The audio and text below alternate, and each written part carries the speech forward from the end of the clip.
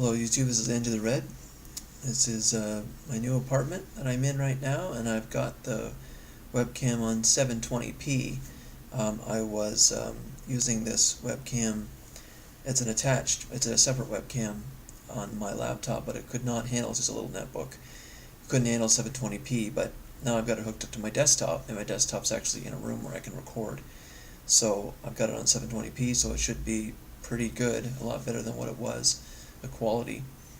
And I'm going to be doing this video books I've gotten over the last 2 months since I moved, and those include a philosophy section, about 6 or 7 books there, a couple politics and an art book, and some fiction, and a couple education and a couple history books.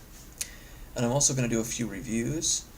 I've read quite a few over the last 2 months, especially probably the most interesting was Saul Alinsky's Rules for Radicals, and I'll do a separate video on that, and a couple other books. I may do one video for a couple of books that I review, and then I'll probably do a separate one for Alinsky, because there's a lot of good stuff in there.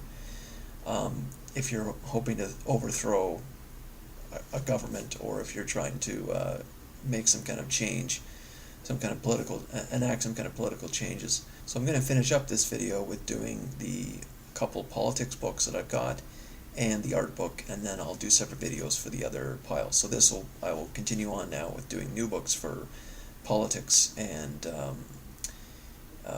one art book.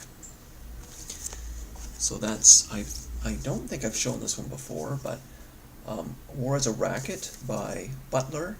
This also has an introduction by Jesse Ventura.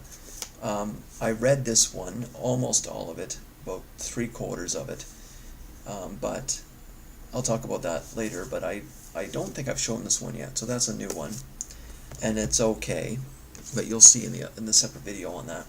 Here's, of course, Saul Alinsky's Rules for Radicals, which I got not too long ago. Finished it in maybe a week or so, and it's very good.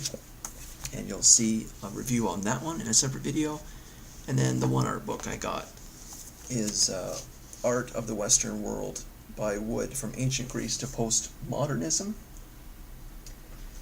And it's got all kinds of good stuff in here. And of course, what's great about the time span, going from ancient Greece. So here's some architecture, for example. Going from ancient Greece to postmodernism, is you can see the decline of culture. Here's art. So you just saw a nice building, right? There's art apparently too. So that's going to be great. And I don't know what the authors think, but I imagine the authors are just presenting the different eras and the different art of each era, but it's a definite change. I am not value neutral in that respect. Okay, so next I'll do philosophy.